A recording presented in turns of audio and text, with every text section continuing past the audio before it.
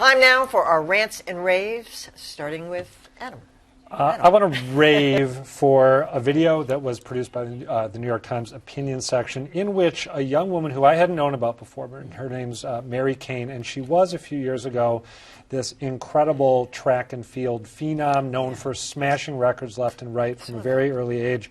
She says that she went out to participate in Nike's now suspended Oregon project, led by Alberto Salazar, the famous runner, and that he forced her to lose weight, so much so that she stopped getting her period and broke 5 different bones. Let's take a look at a little bit of this video. They're not acknowledging the fact that there's a systemic crisis in women's sports and at Nike, in which young girls' bodies are being ruined by an emotionally and physically abusive system. The video is about 7 minutes long, and she's a very effective messenger. She's got a hell of a story to tell, but I really like this format, which is not brand new, but it's a reminder, I think, how effective it can be to get someone with a powerful story to tell to look into the camera and talk directly to the viewer.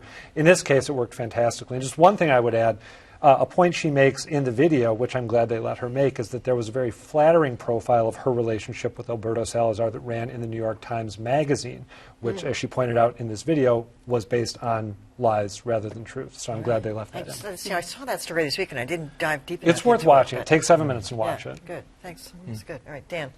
I have a rave for the IRS. Don't hit me. Don't hit me. The IRS acted very quickly on an application by the Salt Lake Tribune to go nonprofit. The Tribune now becomes the first daily newspaper in the country to become a nonprofit organization. Allows them to raise money, and it gives them some tax advantages.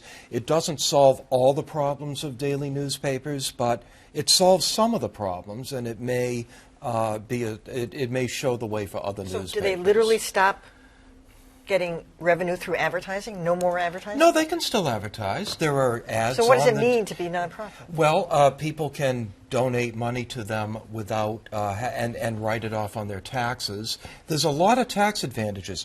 They are under no fiduciary obligation to maximize their profits in order to satisfy shareholders. So they still have to figure out a way to turn this into a break-even proposition. But going nonprofit makes it easier, just as it does at places like WGBH. True. All right. Kelly.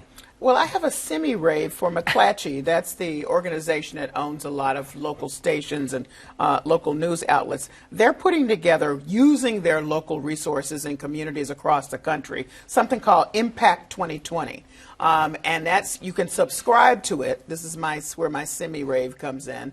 Damn said how much it costs, so I'm going to say it's probably a lot. But they argue, and I think effectively, that they're on the ground in all of these states where candidates are coming through. They are right there with the folks that are living the issues, and they can tell them in ways that if you're really interested in a full understanding of what the issues are across the country, this is the way to tell it locally. And it's a local organization. Now, what they're going to do, which is kind of a little cheap, is they're going to offer a free newsletter. And it's unclear to me, again, where the semi-rave, how much of the subscription information from these reporters ends up in the free newsletter. I think they did that so it doesn't look like they're just taking all this great political information and putting it behind a wall, and it's only available for certain people with deep pockets, or deeper pockets, because I don't know how deep your pocket has to be thus far. Good luck. Yeah. I don't know. I don't know. Yeah. Sure, we'll see. Yeah. We'll see, as they say. Yes. John. Well, regular viewers here will often hear us decrying what's happening to newspapers.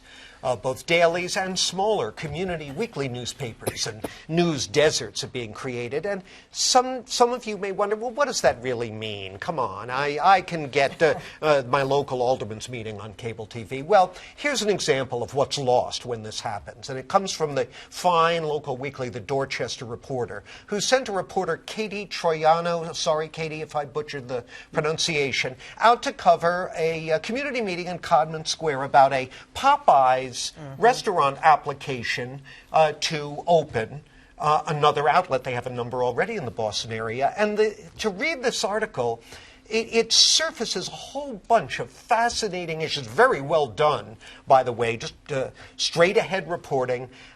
issues having to do with the zoning process and approval process in Boston being a little bit sketchy, issues of community health and the high diabetes rate in that community, and should a healthier food option be going into that space.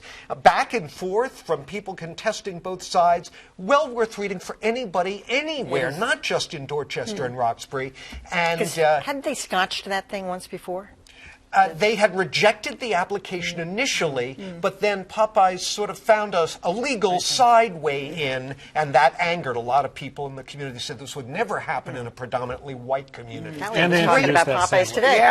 Yeah, Popeyes, right. Popeyes on a roll right Yeah, now. right. That's why they're probably. All right, well, I have kind of a gentle, trigger warning rant tonight for an editor at the Harvard Crimson. We talked about this a few weeks ago, where the Act on a Green Dream people were upset because people writing for the Crimson had gone to ICE to get comment on a story about a rally on campus. Well, an editor this week resigned, saying that she could no longer work for a publication that practiced oppressive journalistic norms. Which I know. But I asked her. I really did want to talk to her, and not to make fun of her, because I want to know what that means and what she thinks that means for a newspaper like the Harvard Crimson or any newspaper to subscribe to oppressive journalistic norms.